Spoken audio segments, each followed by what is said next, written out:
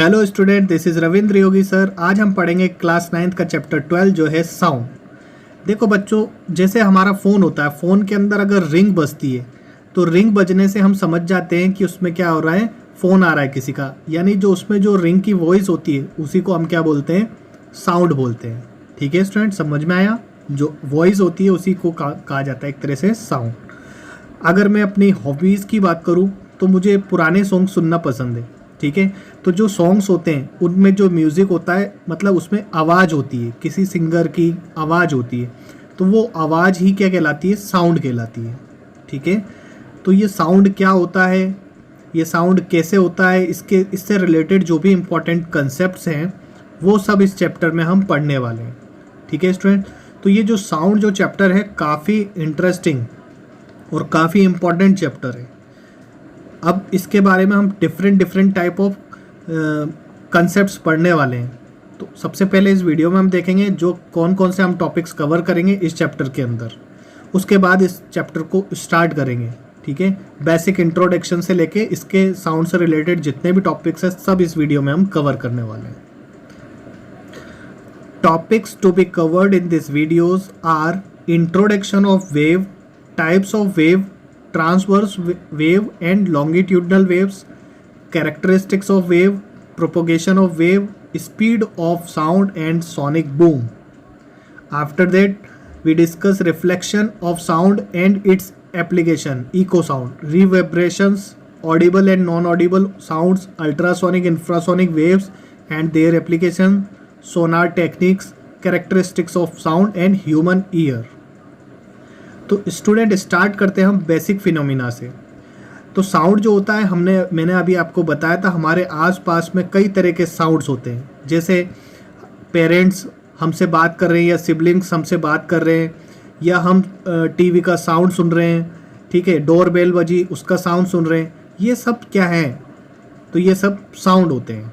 ठीक है student, we hear so many sounds around us in everyday life, like we talk to our parents and siblings at home, we hear sounds of TV etc. Student, अब बात करते हैं definition of sound. तो sound एक तरह की energy है ना। It is a form of energy जो प्रोड्यूस करती है एक सेंसेशन ऑफ हियरिंग। सुनने के जो सेंसेशन को प्रोड्यूस करती है एनर्जी, उसको हम बोलते हैं साउंड बोलते हैं। ठीक है स्टूडेंट, तो और बिना without their being a direct contact between the two points, इसमें क्या होता है, दो पॉइंटों के बीच में एक डायरेक्ट कॉन्टैक्ट होता है। ठीक है, जिससे हमें सेंसेशन होता है सुनने का और एक एनर्जी प्रोड्यूस होती है, उसी को कहा जाता है साउंड। ठीक है, like if you drop a stone in pond, what do you observe.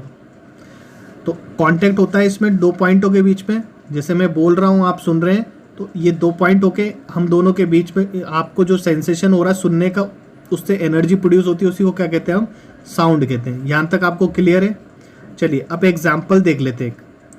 जैसे कि आपने रिवर, पॉन्ड, ये सारी चीज़ें देखी होंगी। अगर इसमें हम कोई स्टोन को थ्रो करते हैं, तो जैसे हमने स्टोन को इसमें थ्रो किया, इसके चारों तरफ क्या हो जाता है, गोल गोल गोल गोल इस तरह से वाइब्रेशंस होने लग जाते हैं, और काफ़ी दूर जाने के बाद ये वाइब्रेशन ख़त्म हो जाते हैं। ठीक है, और जो स्टोन के पास का वाइब्रेशन है वो छोटा होता है, फिर बढ़ता जाता है, इसका डायमीटर बढ़ता जाएगा। ये जो वाइब्रेशन हो रहा है इसका डायमीटर बढ़ता जाएगा। ठीक है, तो we observe the formation of ripples. ये जो वाइब्रेशंस हो रहे हैं इनको रिपल्स कहा जाता है। This ripple formation is not at one place, it keeps forming and the diameter of ripples keep on increasing, we move away from the point of disturbance।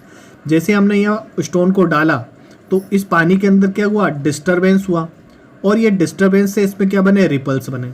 ये जो रिपल्स होते हैं जितना दूर जाते जाएंगे उनका डायमीटर बढ़ता चला जाएगा। ठीक है, these ripples are referred to as waves. इन ही रिपल्स को हम क्या कहते हैं, वेव्स कहते हैं। ठीक है, similarly sound is a kind of wave. जो साउंड है एक तरह की वेव ही होती है। तो जब भी साउंड होगा क्या होगा, पानी के अंदर जो डिस्टर्बेंस हो रहा है, डिस्टर्बेंस के कारण इसमें रिपल्स बन रहे हैं। इन रिपल्स को क्या कहा जाता है, वेव्स कहा जाता है। ठीक है, वेव, तो साउंड भी एक तरह की वेव होती है। चलिए इसे समझते हैं। वेव, इसको डिफाइन करेंगे। Wave is the periodic disturbance in a medium. Periodic disturbance का मतलब हो गया कोई सेम चीज़ें सेम इंटरवल के अंदर सेम टाइम में हो रही हैं, तो उसको बोलते हैं हम पीरियोडिक डिस्टर्बेंस, उसे बोलते हैं हम पीरियोडिक। मीन्स अगर हमने स्टोन डाला और एक सीक्वेंस में ये चीज़ें चलती रहती है एक सेम इंटरवल के अंदर, तो ये वेव। स्टूडेंट, वेव्स जो होती हैं वो टू टाइप्स की होती है। वेव्स टू टाइप्स की होती हैं। One is mechanical wave, other is electromagnetic wave. ठीक है, वेव दो तरह की होती है, मैकेनिकल और इलेक्ट्रोमैग्नेटिक वेव। तो स्टूडेंट अब हम देखते हैं जो ये वेव है, वेव टू टाइप्स की मैंने बताया आपको, मैकेनिकल वेव है and other is electromagnetic wave. तो ये वेव टू टाइप्स की है। अब ये इसके जो टाइप्स हैं वो किस बेसिस पे देखते हैं। तो ये जो इलेक्ट्रोमैग्नेटिक वेव होती है, इसको चलने के लिए मीडियम की रिक्वायरमेंट होती है।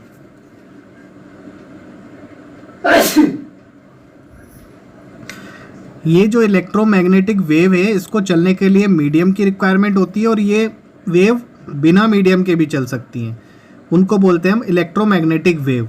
मीडियम से मीन्स है सॉलिड, लिक्विड या गैसेस में, और वैक्यूम का मतलब है बिना एयर की प्रेजेंस में भी ये चल सकती हैं। तो इलेक्ट्रोमैग्नेटिक का एग्जांपल हो गया आपका लाइट। लाइट वेव ऐसी वेव है जो मीडियम में भी चल सकती है और वैक्यूम में भी चलती है, ट्रेवल करती है, उसको हम बोलते हैं इलेक्ट्रोमैग्नेटिक वेव। अब बात करते हैं मैकेनिकल वेव की। तो मैकेनिकल वेव ओनली मीडियम में ही ट्रेवल कर सकती है। मीडियम मीन्स सॉलिड, लिक्विड या गैस। तीन ही टाइप के मीडियम होते हैं। इनमें जो वेव ट्रेवल करेंगे उन्हें हम मैकेनिकल वेव कहेंगे। ये वेव कभी भी वैक्यूम के अंदर ट्रेवल नहीं करती हैं। ठीक है, वैक्यूम के अंदर ट्रेवल नहीं करती हैं, उसे बोलते हैं हम मैकेनिकल वेव। और एग्जाम्पल अगर मैकेनिकल वेव का देखें तो ये है साउंड। ठीक है, तो हमने देखा वेव जो होती हैं टू टाइप्स की होती हैं, एक मैकेनिकल, एक इलेक्ट्रोमैग्नेटिक वेव। मैकेनिकल वेव सिर्फ मीडियम में चल सकती हैं, वैक्यूम में ट्रेवल नहीं कर सकती हैं। फॉर एग्जांपल साउंड हो गया। और इलेक्ट्रोमैग्नेटिक वेव ऐसी वेव होती हैं जो मीडियम में भी चल सकती हैं, वैक्यूम में भी चल सकती हैं। और इलेक्ट्रोमैग्नेटिक वेव का एग्जांपल हो गया लाइट।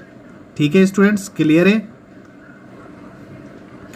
स्टूडेंट अब समझते हैं mechanical wave. Mechanical wave is that wave which needs a medium to travel.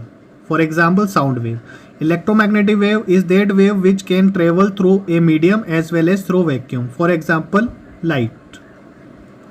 अब स्टूडेंट हमने देखा वेव टू टाइप्स की थी। First mechanical wave, other is electromagnetic wave. हमने टू टाइप्स की देखी। ये इसके जो टाइप्स थे वो मीडियम के बेस पे थे। मीडियम में चलने वाली और वैक्यूम में चलने वाली इलेक्ट्रोमैग्नेटिक वेव थी, जबकि ओनली मीडियम में चलने वाली वेव्स थी, ट्रेवल करने वाली वेव मैकेनिकल वेव थी, ये वैक्यूम में नहीं चल पाती थी। तो स्टूडेंट जब ये ट्रेवल्स करती हैं तो इनमें क्या होता है, वाइब्रेशन होता है। जैसा मैंने रिपल्स बताया था, यानी इनके पार्टिकल्स में वाइब्रेशन होता है और पीरियोडिक डिस्टर्बेंस से ये आगे चलती रहती है। तो जो ये वाइब्रेशन होता है स्टूडेंट, इस बेस पे भी ये वेव टू टाइप्स की होती हैं। First is transverse wave and other is longitudinal wave. ठीक है, वाइब्रेशन के बेस पे ये वेव्स टू टाइप्स की होती हैं। First one is transverse wave and second is longitudinal wave. Transverse wave क्या होती है, देखो जो स्टूडेंट रेस्ट पोजीशन से अप या डाउन चलती है, ऐसी वेव जो रेस्ट पोजीशन से अप या डाउन चलती हैं उन्हें हम ट्रांसवर्सिव वेव कहते हैं। कैसे चलती हैं, अप एंड डाउन, उन्हें तो हम कहते हैं ट्रांसवर्सिव वेव। और लॉन्गिट्यूडनल वेव्स क्या होती हैं, जो अपने रेस्ट से टू एंड फ्रो चलती हैं, यानी लेफ्ट एंड राइट चलती हैं, इसे हम टू एंड फ्रो कहेंगे। तो टू एंड फ्रो चलने वाली वेव्स को हम कहते हैं लॉन्गिट्यूडनल वेव कहते हैं। Is it clear? Transverse wave ऐसी हैं जो अप एंड डाउन चल रही हैं, longitudinal waves to and fro चलती हैं, उन्हें हम लॉन्गिट्यूडनल वेव कहते हैं। तो ये जो हमारे पास टाइप आए ये थे किस वजह से, ये वाइब्रेशन की वजह से। अगर हम ट्रांसवर्सिव वेव का एग्जांपल लें तो लाइट है, और लॉन्गिट्यूडनल वेव का एग्जांपल लें तो साउंड है। ठीक है स्टूडेंट, टू एंड फ्रो वाली साउंड हो गई। अब student based on method of propagation waves are two types. Propagation के बेस पे ये टू टाइप्स की होती है, longitudinal and transversal. Longitudinal wave मैंने अभी आपको समझाया it is that wave which particles vibrate to and fro, जिसमें पार्टिकल्स टू एंड फ्रो यानी रेस्ट पोजीशन से आगे या पीछे जाते हैं, उनको क्या कहते हैं हम, लॉन्गिट्यूडनल। जैसे ये अगर इसको स्प्रिंग का एग्जांपल ले सकते हैं, स्प्रिंग में इस तरह से होता है और स्प्रिंग को खींच देंगे तो वो सेकंड टाइप बन जाएगा, ठीक है।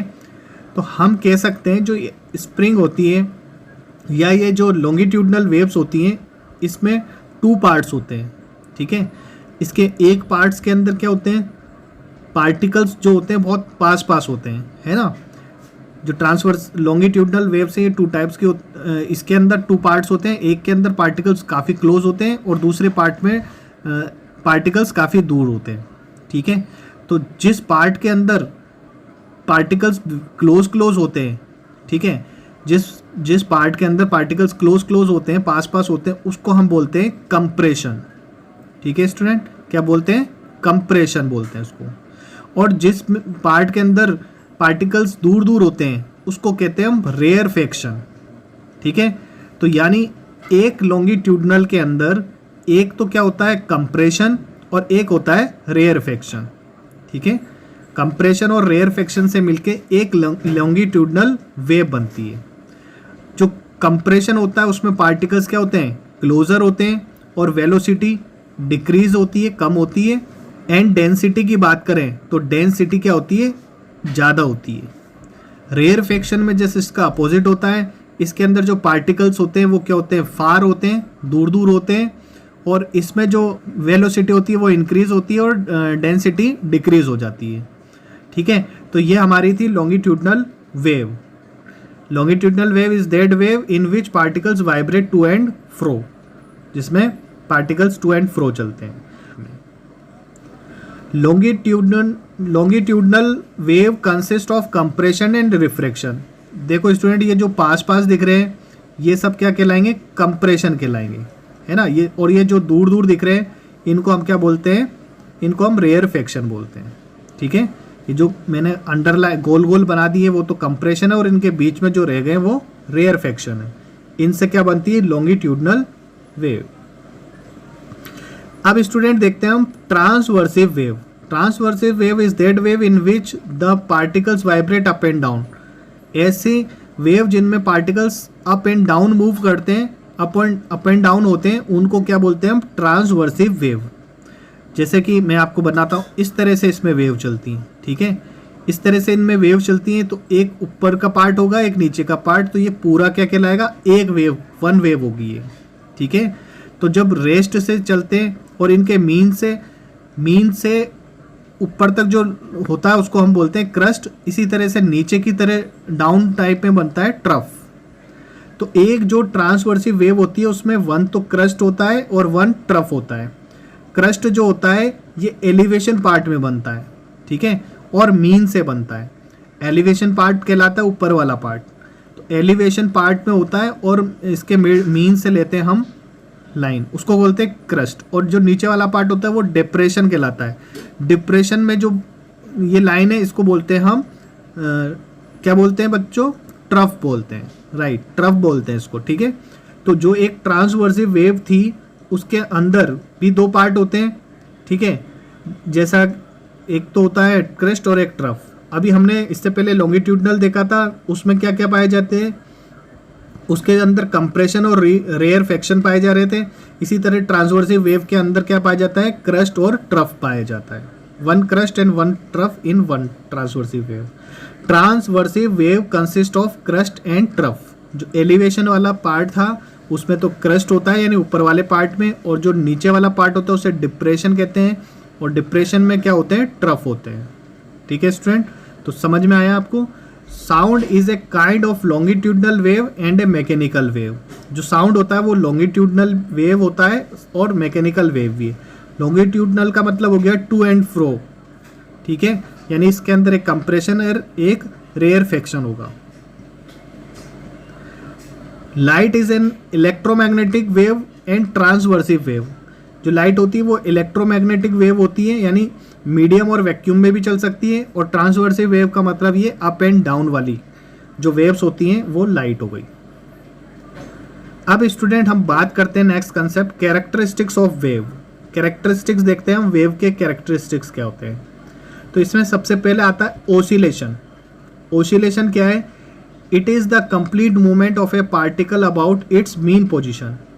जब कोई पार्टिकल अपनी मीन पोजीशन से कंप्लीट मूवमेंट करता है, कंप्लीट का मतलब हो गया टू एंड फ्रो कह दो उसे तो वो कंप्लीट कहलाएगा, ये रेस्ट से हम अप एंड डाउन बोलें तो वो कंप्लीट कहलाएगा।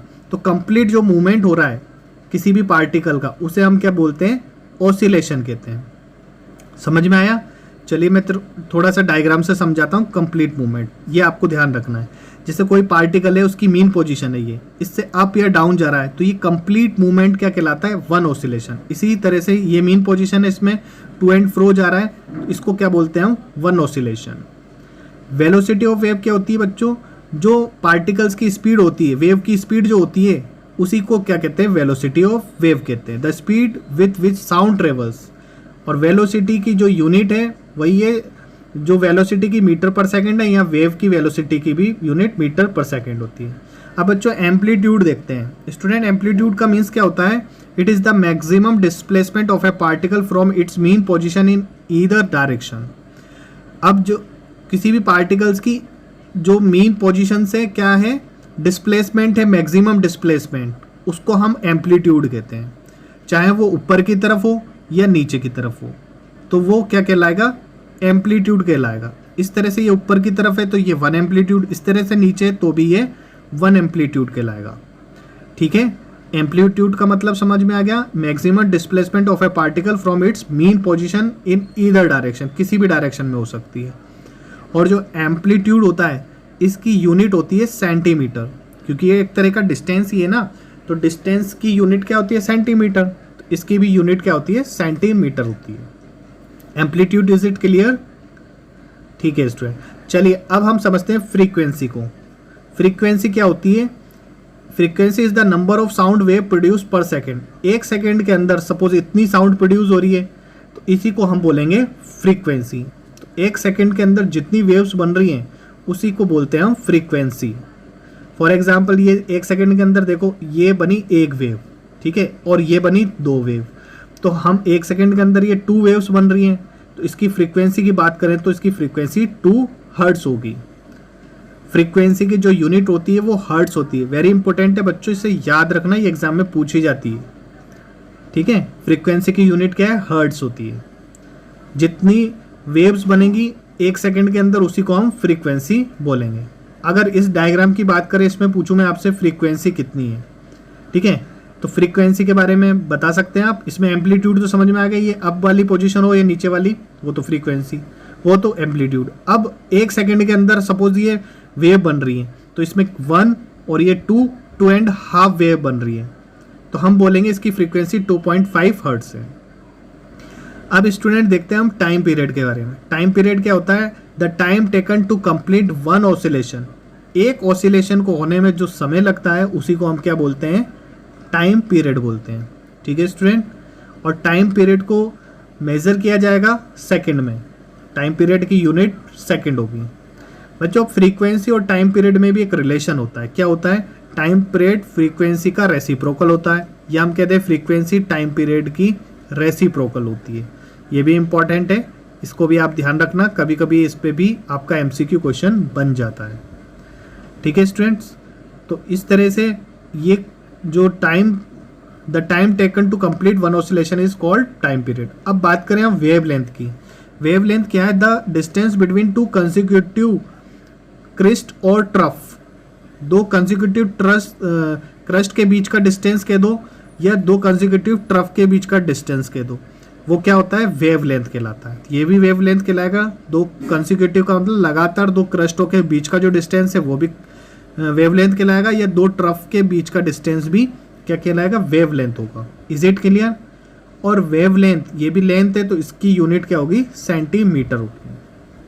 ठीक है, समझ में आया? ये वेव लेंथ है। ठीक है, इस तरह से वेव लेंथ बनती है। और वेव लेंथ को रिप्रेजेंट किससे करते हैं? लैम्डा से करते हैं। ठीक है स्टूडेंट, ये भी आपको ध्यान रखना है। चलिए मैं आपको सबके सिंबल और यूनिट बताता हूँ। वेव की जो वेलोसिटी है v से डिनोट करते हैं मीटर पर सेकंड, एम्पलीट्यूड को a से रिप्रेजेंट करते हैं और मेजर सेंटीमीटर में, और जो इसके अंदर फ्रीक्वेंसी होती है उसे न्यू कहा जाता है। ये वी जैसा ही होता है, इसे न्यू बोलते हैं, और इसको इसकी जो यूनिट होती है वो हर्ट्ज होती है। ठीक है, ये टाइम पीरियड है, टाइम पीरियड को टी से डिनोट करते हैं और यूनिट सेकेंड है। ये लैम्डा है, लैम्डा मीन्स क्या है, वेवलेंथ। वेवलेंथ को लैम्डा से डिनोट करते हैं और इसका जो मेजरमेंट किया जाता है या यूनिट कहें तो वो सेंटीमीटर होती है। ठीक है, relation between time period, frequency and velocity of wave. अभी हमने टाइम पीरियड और फ्रीक्वेंसी में रिलेशन देखा था कि फ्रीक्वेंसी का रेसिप्रोकल टाइम पीरियड, ये टाइम पीरियड का रेसिप्रोकल फ्रीक्वेंसी होता है। अब हम देखेंगे टाइम पीरियड, फ्रीक्वेंसी और वेलोसिटी ऑफ वेव में क्या रिलेशन है। तो देखो, फ्रीक्वेंसी इक्वल टू होता है students v upon lambda. Frequency को, इसको तो म्यू है, म्यू को कहते हैं हम फ्रीक्वेंसी, और ये जो v है, v इज वेलोसिटी। ठीक है, ये v क्या है, वेलोसिटी कहलाता है। और लैम्डा आप जानते हैं, लैम्डा यानी वेवलेंथ। तो फ्रीक्वेंसी इक्वल टू होता है वेलोसिटी अपॉन वेवलेंथ। ठीक है, ये फॉर्मूला आपको याद रखना है। ठीक है, इसको ड्राइव करना नहीं पूछा जाएगा, सिर्फ आपको फॉर्मूले याद रखने हैं। टाइम पीरियड, फ्रीक्वेंसी और वेलोसिटी के बीच का रिलेशन है ये। ठीक है, और ऊपर वाला ये फॉर्मूला भी आपको याद रखना है, ये भी इंपॉर्टेंट है। साथ साथ में आपको ये वाला फॉर्मूला, तो ये तीनों फॉर्मूले आपको अच्छे से याद रखने हैं। ठीक है, इस पे बेस न्यूमेरिकल पूछे जाते। अब एक क्वेश्चन देखते हैं student. A person is listening to a tone of 500 hertz sitting at a distance of 450 metre from the source of sound.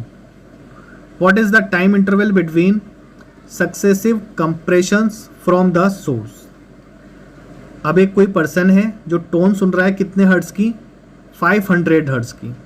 तो यानी ये फ्रीक्वेंसी हमारे पास 500 हर्ट्ज, और हमें डिस्टेंस गिवन है। डिस्टेंस कितना गिवन है हमें, 450 मीटर। अब स्टूडेंट हमसे पूछा है इसमें टाइम इंटरवल। ठीक है, तो टाइम पीरियड बराबर होता है, आप जानते हैं टाइम पीरियड इक्वल टू होता है 1 अपॉन फ्रीक्वेंसी। फ्रीक्वेंसी का रेसिप्रोकली क्या होता है, टाइम पीरियड। अब इसमें हम क्या करेंगे, वैल्यू पुट कर देंगे और इसे सॉल्व करके इसका आंसर लिख देंगे।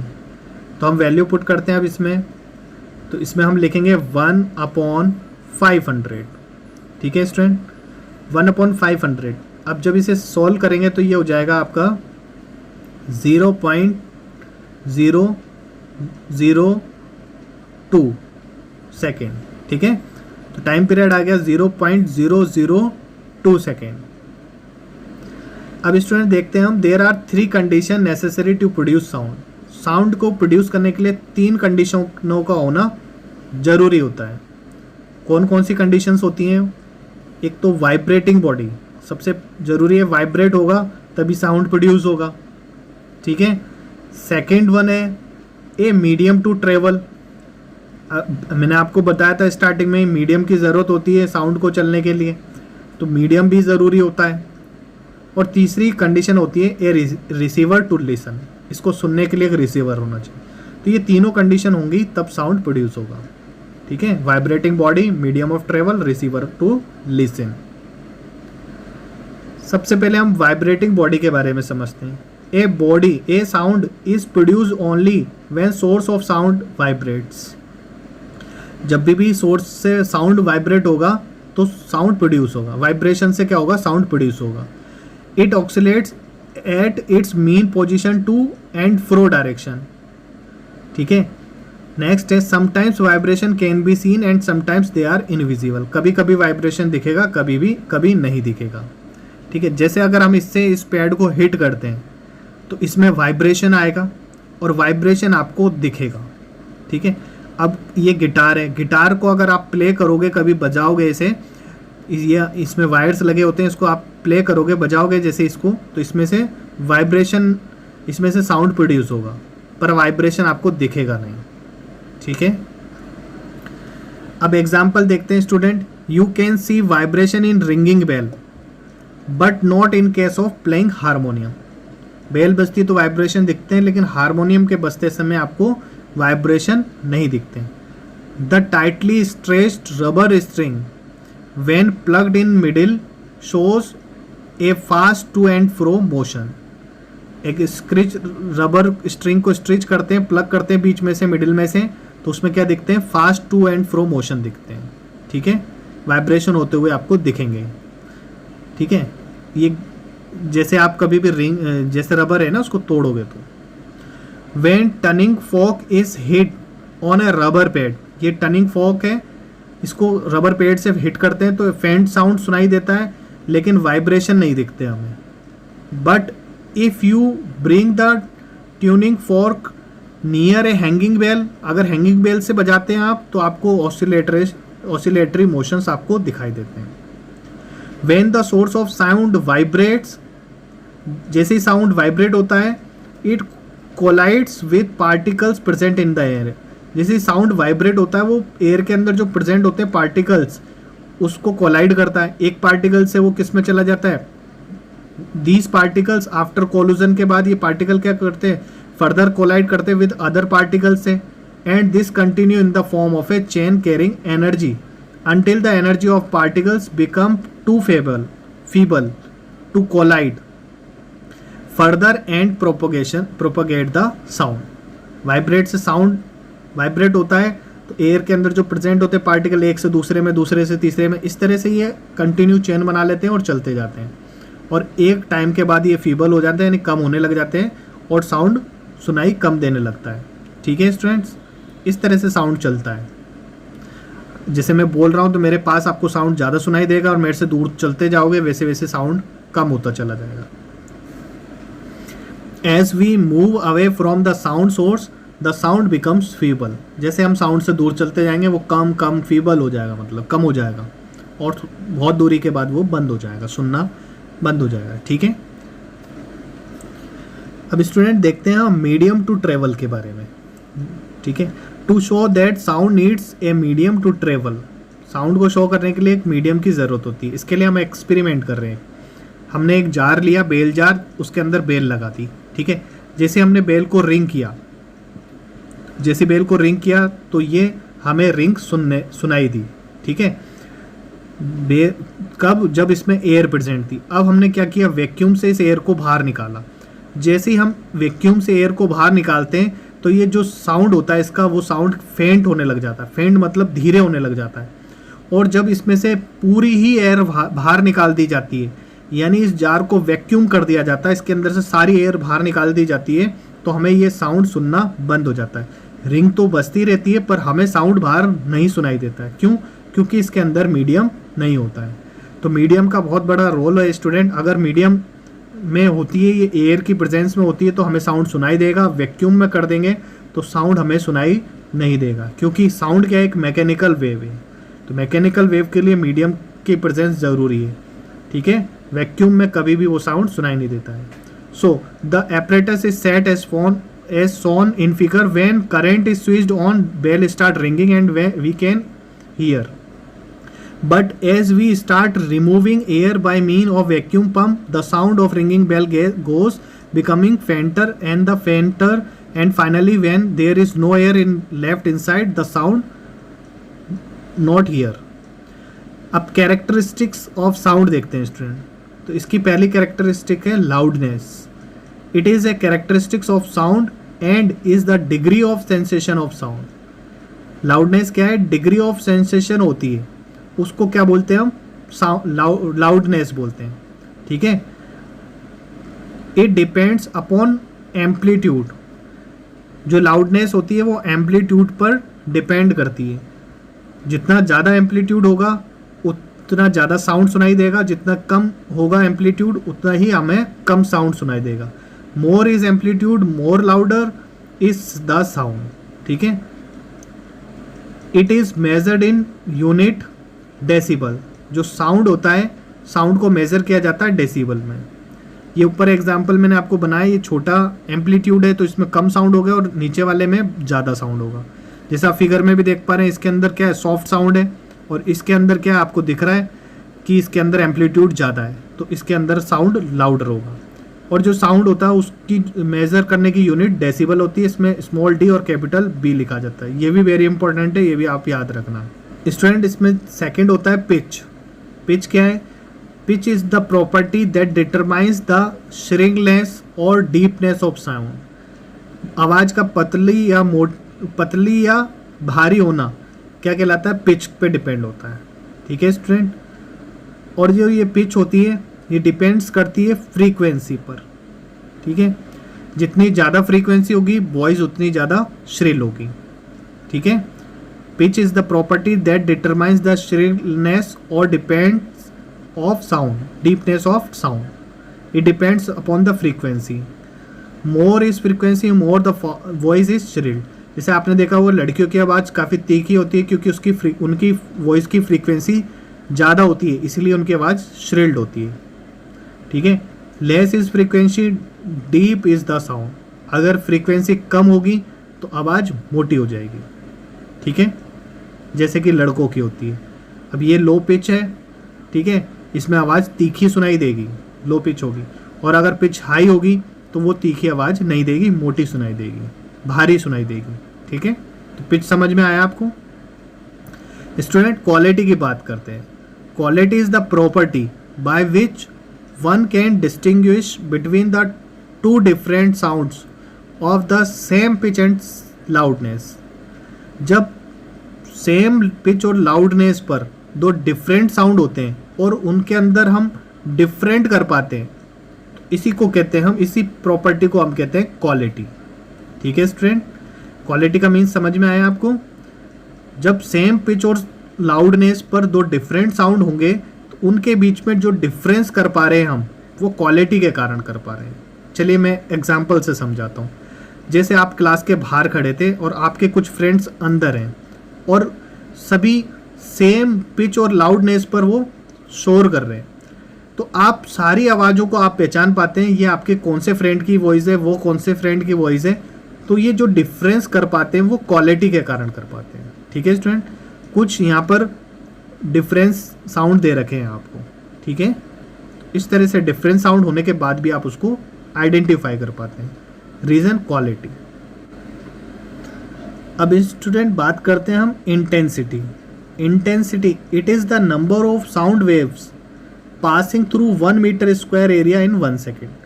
1 मीटर एरिया स्क्वायर में से जितनी भी साउंड्स 1 सेकेंड के अंदर निकलती हैं उन्हीं को हम क्या बोलते हैं, इंटेंसिटी। ठीक है, और इंटेंसिटी डिपेंड करती है एम्पलीट्यूड के स्क्वायर पर। Is it clear?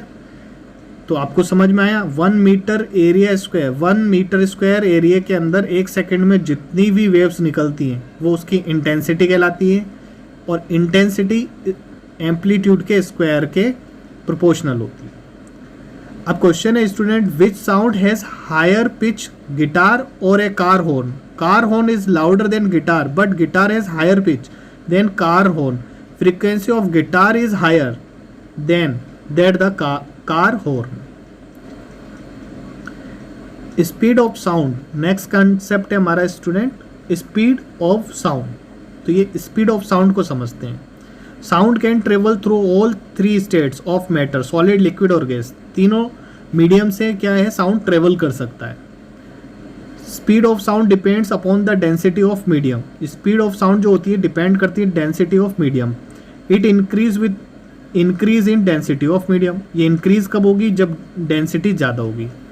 समझते हैं इसे डायग्राम से। ये देखो सॉलिड है, सॉलिड में सभी पार्टिकल पास पास है, यानी इसकी डेंसिटी ज़्यादा है, तो ये ज़्यादा साउंड प्रोड्यूस करेगी। लिक्विड की बात करें, इसमें पार्टिकल थोड़े दूर दूर हैं, यानी मीडियम है, तो इसके अंदर साउंड मीडियम प्रोड्यूस होगा। और जो गैसेस के पार्टिकल्स होते हैं वो काफ़ी दूर दूर होते हैं, तो इनके अंदर जो साउंड होता है बहुत ही कम होता है। ठीक है, तो समझ में आया। सॉलिड के अंदर साउंड की स्पीड सबसे ज़्यादा होती है। Speed of sound is the maximum in solids and least in gases. As particle are closer in solids so transfer of sound energy occur faster. ठीक है, मैंने बताया आपको सॉलिड के अंदर साउंड ज़्यादा होता है और गैस के अंदर मिनिमम। जो स्पीड ऑफ साउंड होती है वो 340 मीटर पर सेकेंड होती है। ठीक है स्टूडेंट, क्वेश्चंस देखते हैं आप। Why speed of sound is more on humid day as compared to dry day? Answer is because of humid day particles are comparatively closer, transfer of energy occur. Let us compare speed of sound and speed of light in air. ठीक है। तो light travels faster than sound, light जो होती है sound से ज़्यादा fast चलती है। The speed of sound is 340 metre per second, speed कितनी है 340 मीटर, लेकिन लाइट की स्पीड जो है वो 3 × 10⁸ मीटर पर सेकेंड, और एयर की स्पीड कितनी है 340 मीटर पर सेकेंड। तो स्टूडेंट ये इंपॉर्टेंट है, ये दोनों आप याद रखना। नेक्स्ट क्वेश्चन है why lightning is seen first and thunder is heard later on the stormy day. It is because speed of light is faster in air as compare to that of sound. Why do astronomers fail to hear the sound to each other on the surface of the moon? Answer is astronomers fail to hear the sound of each other on surface of the moon because there is no air and sound cannot travel without vacuum. It needs a medium to travel.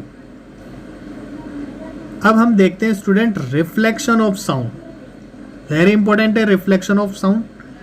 देखो बच्चों, ये कोई incidents रे आई और इस तरह से इसमें क्या हो गया, रिफ्लेक्शन हो गया। तो रिफ्लेक्शन साउंड में भी होता है, तो इसे रिफ्लेक्शन के लॉ यहाँ भी फॉलो होंगे। तो रिफ्लेक्शन के लॉ क्या होते हैं इसे समझते हैं। पहले sound energy like light energy obey the law of reflection. समझ में आया आपको? जैसे कोई ये सरफेस है, ये एक रे आ रही है, इस रे को कहते हैं हम इंसिडेंस रे, और ये इंसिडेंट पॉइंट है।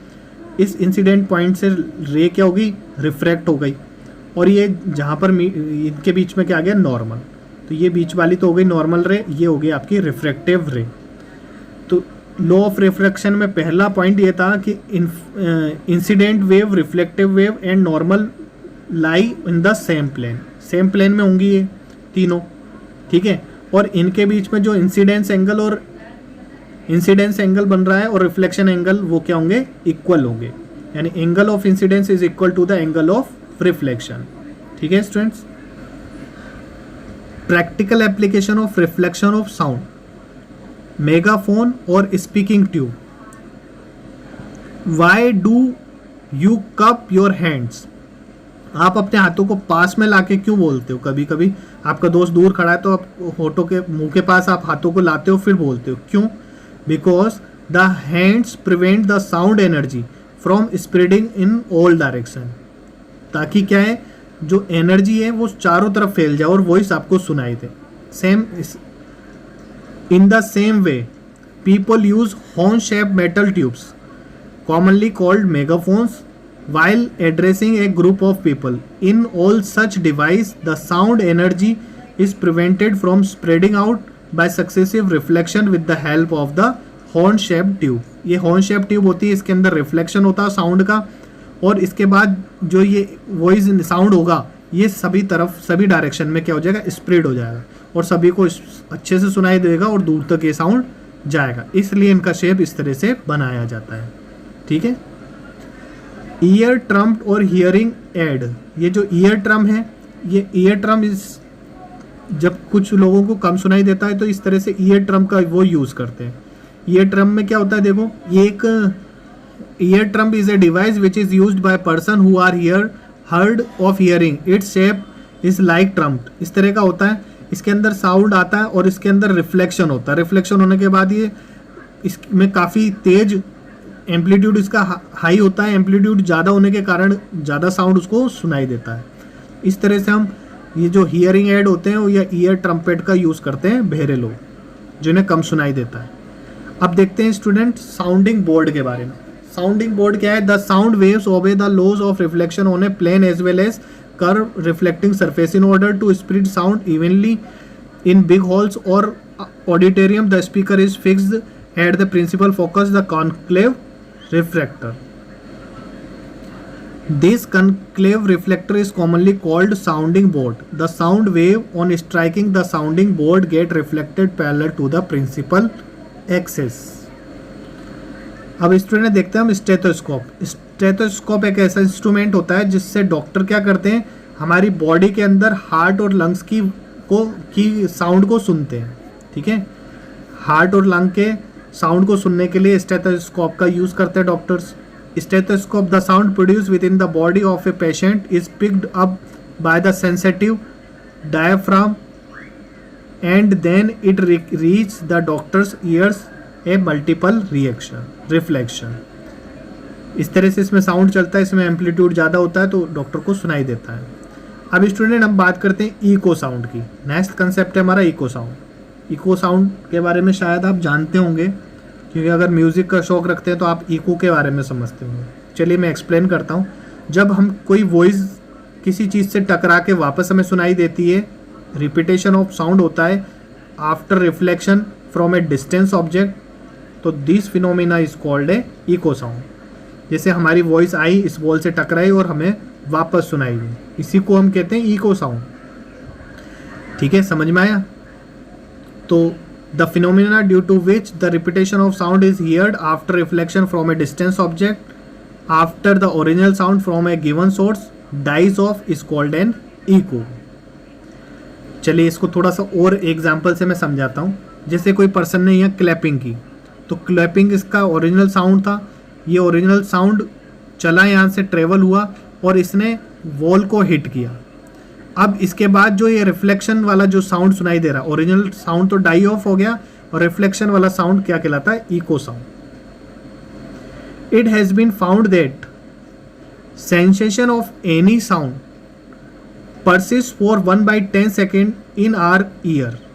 जो ये साउंड हो रहा है रिफ्लेक्शन वाला, वो हमारे कान पर 1/10 सेकेंड तक, 1/10 सेकेंड तक ही रहता है। ठीक है, after the existing sound die off, फिर उसके बाद जो ओरिजिनल साउंड होता है वो डाई ऑफ हो जाता है। This time is called persistence of audibility. ठीक है, जो कोई भी एनी साउंड का जो परसिस्टेंस होता है वो 1/10 सेकेंड तक होता है हमारे ईयर पर। इसके बाद वो डाई ऑफ हो जाता है और इस टाइम को ही हम कहते हैं परसिस्टेंस ऑफ ऑडिबिलिटी। स्टूडेंट अब देखते हैं हम रिलेशन किसके बीच में, speed of sound, time of hearing, echo and distance from reflecting body के बीच। अभी हमने देखा जो साउंड का इफेक्ट होता है वो 1/10 सेकेंड तक होता है। ठीक है, अब जो ये इको साउंड होता है, ठीक है, इसको सुनने के लिए हमें कितनी डिस्टेंस पे ऐसा होगा? ऐसा नहीं है कि हर डिस्टेंस पे होगा, एक लिमिटेड डिस्टेंस पे होगा। इसे मैथमेटिकली समझते हैं। ठीक है स्टूडेंट, मैथमेटिकली देखते हैं। तो ये एक वॉल है, यहाँ से ओरिजिनल साउंड हुआ, ये साउंड चला हमारे इस किसी सोर्स से साउंड आया, ओरिजिनल साउंड। सपोज इसने एक्स डिस्टेंस तय की और ये टकराने के बाद भी रिफ्लेक्ट हुआ, तो ये भी एक्स साउंड से हुआ, एक्स डिस्टेंस से हुआ। तो टोटल डिस्टेंस हमारे पास आ गई 2x। और टाइम अभी मैंने आपको बताया था 1/10 सेकेंड होता है। 1/10 का मतलब हो गया 0.1 सेकेंड के अंदर ये सारी घटना हुई। ठीक है, अब हमें इसमें बताना है अब वेलोसिटी, स्पीड इक्वल टू हम जानते हैं डिस्टेंस अपॉन टाइम होता है। स्पीड को हम वेलोसिटी से रिप्लेस कर सकते हैं। डिस्टेंस 2x है और टाइम कितना हमारे पास t है। अब इस x की वैल्यू हमें फाइंड करनी है, ये डिस्टेंस बतानी है कि कितने पे इको साउंड होगा। तो ये हो जाएगा vt/2। अब v और t की वैल्यू हम यहाँ पुट करेंगे। v क्या है? वेलोसिटी ऑफ एयर, एयर में हो रही है ना ये, तो एयर की स्पीड अभी मैंने आपको बताई थी कितनी होती है, 340। तो हम यहाँ 340 पुट करेंगे। टाइम हमारे पास 0.1 सेकेंड है अपॉन 2। जब इसे हम कैलकुलेट करेंगे स्टूडेंट, तो ये आ जाएगा अप्रोक्स 17 मीटर। तो 17 मीटर का डिस्टेंस होगा तभी हमें इको साउंड सुनाई देगा। ठीक है, मिनिमम 17 मीटर का डिस्टेंस होना चाहिए। To hear an echo minimum distance between listener and obstacles must be 17 metre. Time interval must be 0.1 second.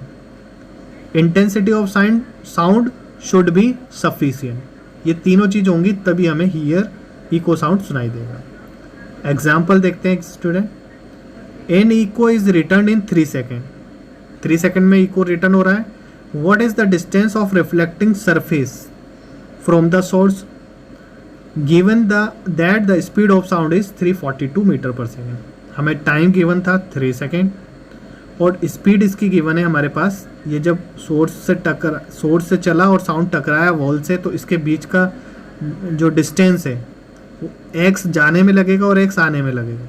ठीक है, ये हमें डिस्टेंस ही बताना, हमें ये डिस्टेंस कितना इसने ट्रेवल किया। स्पीड हमें दे रखी है 342 मीटर पर सेकेंड। ठीक है स्टूडेंट, अभी हमने देखा था जो टोटल डिस्टेंस क्या होगी 2x हो जाएगी।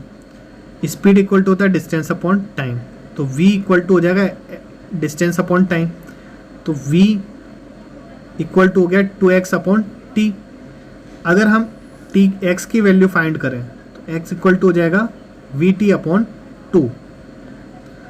अब स्टूडेंट इसमें हम सारी वैल्यू पुट कर देंगे और इसे सॉल्व करेंगे, तो ये 342 इंटू 3 अपॉन 2।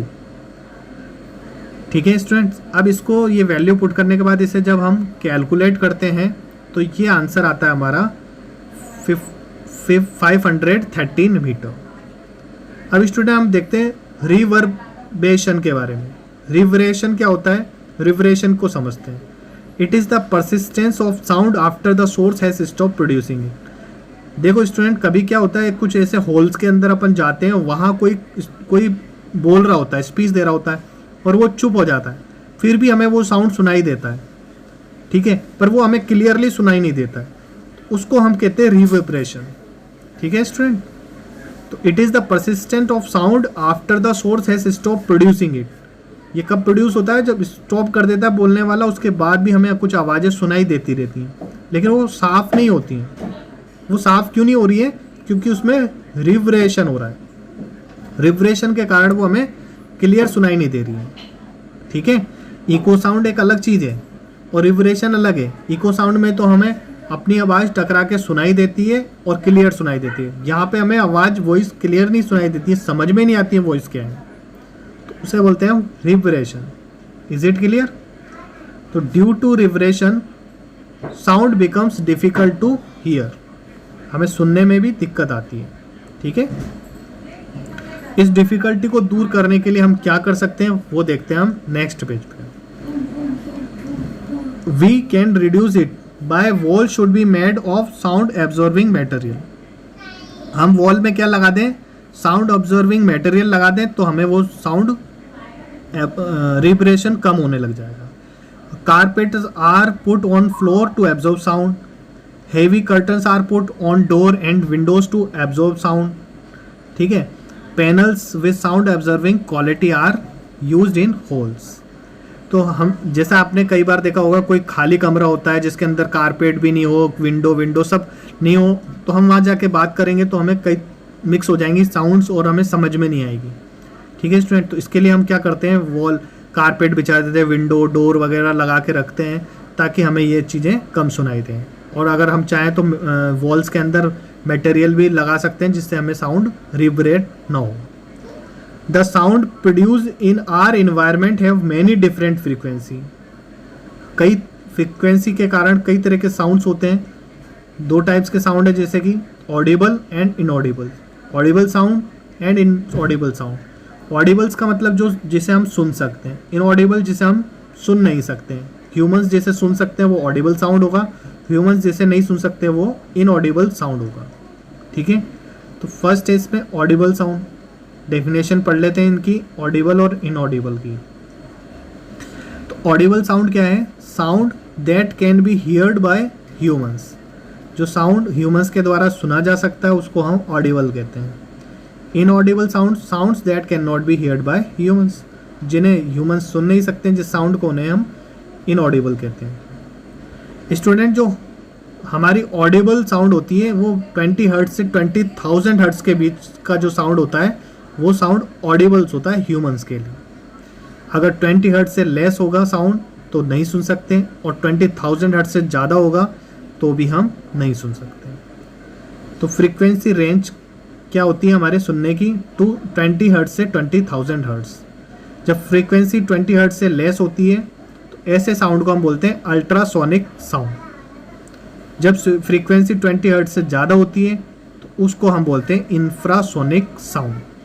ठीक है, और जो हम सुन पाते हैं वो होती है ऑडिबल साउंड, जो कि होती है 20 से 20 हर्ट्ज के बीच, 20,000 हर्ट्ज के बीच में। एक क्वेश्चन देखते हैं, how ultrasonic waves helps in cleaning. Ultrasonic wave cleaning में हेल्प कैसे करती हैं? These use to clean parts that are not in reach otherwise like electronic component etcetera. ठीक है, जो पार्ट क्लीन नहीं हो पाते हैं उसके लिए हम इलेक्ट्रॉनिक कंपोनेंट का यूज़ करते हैं। अप्लायंस टू बी क्लीन, वो अप्लायंस इसे क्लीन कर देते हैं। Are placed in cleaning solution and ultrasonic waves, उनमें अल्ट्रासोनिक वेव्स होती हैं, are sent through the cleaning solution तक जाती हैं। Due to high frequency of ultrasound the dust oil etcetera get detect the object dust get clean. Next question है how cracks in metal blocks can be detected by ultrasound. So ultrasound is use to detect minor cracks in the metal blocks. Ultrasound का use किया जाता है minor crack metal के अंदर पता लगाने के लिए। Ultrasounds are allowed to pass through metal blocks and detectors are use to detect the transmitted waves. If there is a crack in the block, the ultrasounds get reflected back, indicating the presence of crack in the metal block. अब student next concept है हमारा सोनार। Very important है ये सोनार। इसकी full form होती है sound navigation and ragging, को कहते हैं हम सोनार। ये एक ऐसी टेक्निक होती है जिससे डिटेक्ट कर सकते हैं वाटर की डेप्थ, किसी भी सी के अंदर वाटर की डेप्थ कितनी है उसको डिटेक्ट करने की जो टेक्निक है वो है सोनार। और इससे हम किसी भी सबमरीन की लोकेशन को भी लोकेट कर सकते हैं। कौन सी टेक्निक है वो? सोनार। ठीक है, इसमें क्या होता है, सोनार टेक्निक के अंदर हम क्या करते हैं स्टूडेंट, जैसे ये शिप है, ये जो शिप है इस शिप के नीचे हम लगा देते हैं ट्रांसमीटर और एक लगा देते हैं हम रिसीवर्स। ठीक है, जब साउंड ट्रेवल करेगा, जब अल्ट्रासोनिक साउंड ट्रेवल करेगा फिर ये किसी सरफेस से टकराएगा, टकराने के बाद क्या होगा, ये रिटर्न आएगा। जब ये रिटर्न आएगा तो इसे रिसीवर क्या कर लेंगे, रिसीव कर लेंगे। ये अल्ट्रासोनिक साउंड गया, ट्रेवल किया ट्रांसमीटर से और रिसीव कर लिया गया रिसीवर से।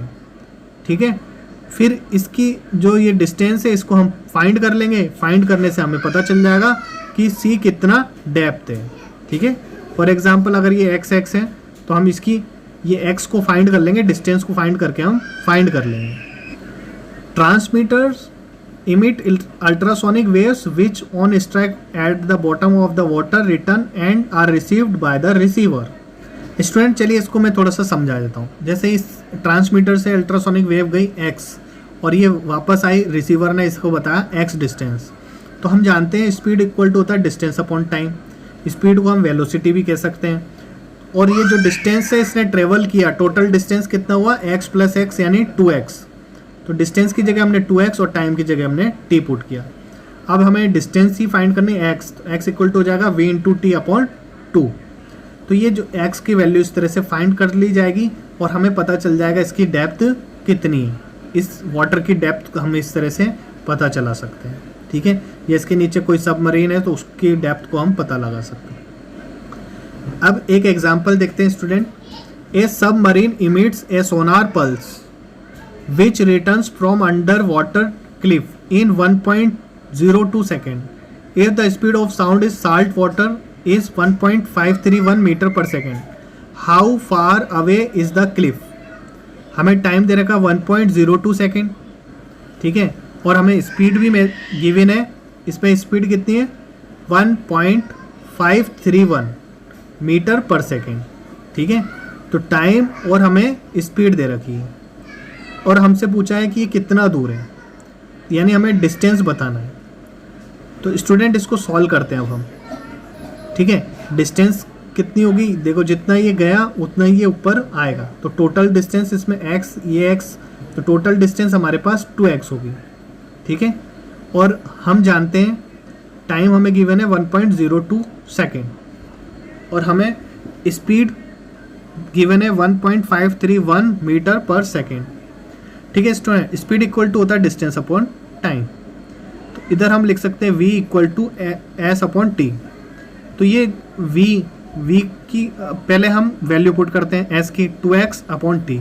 x इक्वल टू लिखेंगे तो वी टी अपॉन 2 हो जाएगा। अब स्टूडेंट हम सारी वैल्यू इसमें पुट कर देते हैं।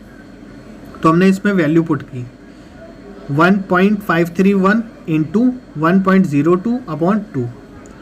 जब इसे सॉल्व किया स्टूडेंट तो हमारे पास आया x की वैल्यू। x की वैल्यू कितनी आई स्टूडेंट, ये आई 780.81 मीटर। तो ये इसका आंसर हुआ। ठीक है, तो इस तरह से इन क्वेश्चंस को सॉल्व किया जाता है। स्टूडेंट अब बात करते हैं हम ह्यूमन ईयर की। हमारे जो कान है उनकी बातें कर रहे हैं। तो जो बच्चों जो हमारा कान होता है, कान को 3 पार्ट्स में डिवाइड किया हुआ है। जो ईयर होता है हमारा वो 3 पार्ट्स में डिवाइड है, इस आउटर, मिडल और इनर पार्ट। इसका डायग्राम भी स्टूडेंट आपको बनाना आना चाहिए, एग्जाम में कभी कभी पूछ लेता है। तो जैसा मैंने बताया, जो ह्यूमन ईयर होता है वो 3 पार्ट में डिवाइड होता है। बाहर वाला पार्ट आउटर, बीच में मिडिल पार्ट और अंदर वाले पार्ट को हम इनर पार्ट बोलते हैं। ठीक है, इन 3 पार्ट में होता है। जैसे ये वाला जो पार्ट है हमारा, ये हमारा कहलाता है आउटर पार्ट, यहाँ तक आउटर पार्ट है ये। ठीक है, ये ड्रम तक हमारा आउटर पार्ट है। और मिडिल पार्ट क्या है, ये जो बीच वाला है, इसके अंदर ये है ना, बीच वाले पार्ट को हम क्या कहते हैं, मिडिल पार्ट कहते हैं। ठीक है, और अंदर वाला ये जो पार्ट है, ये पार्ट कहलाता है हमारा इनर पार्ट। अब ये पार्ट क्या है, कैसे हैं, इसको समझते हैं हम नेक्स्ट पेज पे। Year, it is an organ that helps in hearing. It is divided into 3 parts. Outer, it consists of ear pinna, auditory canal and eardrum. ये बाहर वाला पार्ट तो ईयर पिना कहलाता है। इसमें एक कैनाल बनी होती है जिसे हम ऑडिटरी कैनाल बोलते हैं। ठीक है, इस साउंड बाहर से इस तरह से आता है और इस ऑडिटरी कैनाल से ट्रेवल करता हुआ कहाँ जाता है, ईयर ड्रम तक। ये यहाँ होते हैं ईयर ड्रम तक आता है। ठीक है, ईयर ड्रम से वाइब्रेशन होता है और ये वाइब्रेशन चला जाता है मिडिल पार्ट में। ठीक है, यहाँ से वाइब्रेशन को ले जा रहे हैं मिडिल पार्ट में। मिडिल पार्ट क्या है, 3 इंटरलॉक्ड बोन होती हैं। इसमें 3 बोन होती हैं मिडिल पार्ट में, मेलस, इनकस और स्टेपिस। इस तरह से इसमें 3 बोन होती हैं। ठीक है, तो ये तीनों बोन होती हैं। इसमें से जो स्टेपिस है हमारी बॉडी की सबसे छोटी बोन होती है। हमारी बॉडी की सबसे छोटी बोन कौन सी है, स्टेपिस। ये भी आपसे एग्जाम में पूछा जाता है, इसलिए इसे याद रखना। फिर जो इनर होता है, इनर पार्ट होता है, सेमी सर्कुलर कैनाल होती है, एंड कोइल्ड होती है, ऑर्गन फील्ड होता है जिसमें फ्लूइड, जिसे हम कोकले बोलते हैं। ये कुछ इस तरह का पार्ट होता है, इसके अंदर फ्लूइड भरा होता है। ये इनर पार्ट हो गया। इसके अंदर सेंसर्स लगे होते हैं, तो जब कोई साउंड आता है तो ये सेंसर ऑर्गन इसको रिसीव करते हैं और ब्रेन तक भेज देते हैं, और ब्रेन हमारे इस साउंड को पहचान पाता है कि ये किस तरह का साउंड है और किस चीज़ का साउंड है। The sound produced by vibrating body travels in the form of vibration and is collected by ear pinna and is directed into the ear canal where it travels and hits the eardrum. On receiving vibration, the eardrum starts vibrating. Eardrum vibrate करना शुरू कर देते हैं। Once the eardrum vibrates, it passes vibration to 3 interlocked bones of middle ear, which further increase the amplitude of vibration. In inner ear, vibration are received by a coiled organ. On receiving the vibration, its fluid also start vibrating, and sensory cells present in them transform the vibration into electrical signal. ठीक है, ये fluid electrical signal में बदल देते हैं, which are carried by the auditory nerve to brain for interpretation and understanding. Student अब देखते हैं हम साउंड प्रोड्यूस बाय मेन से साउंड कैसे प्रोड्यूस हो रहा है। तो स्टूडेंट क्या होता है, जो मेन होता है, मेन के गले में क्या पाए जाते हैं, लैरिंग्स पाए जाते हैं, जिसे हम वॉइस बॉक्स कहते हैं, है ना, जिसे हम एडम एप्पल भी बोलते हैं। ठीक है, तो लैरिंग्स क्या करते हैं, वॉइस बॉक्स होते हैं। ये जो अलग अलग तरह की आवाज़ें होती हैं वो लैरिंग्स से ही निकलती हैं। ठीक है, इट कंसिस्ट ऑफ 2 फ्लैप। इसके अंदर 2 फ्लैप लिगमेंट्स होते हैं। लिगमेंट्स का तरह के होते हैं जिसे हम वोकल कॉर्ड्स बोलते हैं। जैसे ये गला है, गले के अंदर क्या है, 2 फ्लैप हैं इस तरह के, इन्हें हम बोलते हैं वोकल कॉर्ड्स। इनके बीच में एक स्लिट स्पेस होता है। ठीक है, नैरो सा स्लिट स्पेस होता है इन दोनों के बीच में। ठीक है, व्हेन वी स्पीक, जैसे हम बोलते हैं air is force out, air क्या होती है, फोर्स लगता है। This exhaled air forces the vocal cords to vibrate, तो वोकल कॉर्ड क्या है, वाइब्रेट करने लग जाते हैं। Due to which sound is produce, उसी के कारण क्या होता है, साउंड प्रोड्यूस होता है। ठीक है, जैसे हम बोलते हैं तो एयर का फोर्स लगता है, फोर्स से क्या होते हैं, ये वोकल कॉर्ड वाइब्रेट होते हैं और इनके बीच में काफ़ी कम डिस्टेंस है तो साउंड प्रोड्यूस हो जाता है। और length of vocal cord male में 20 mm की होती है और फीमेल में 15 mm होती है।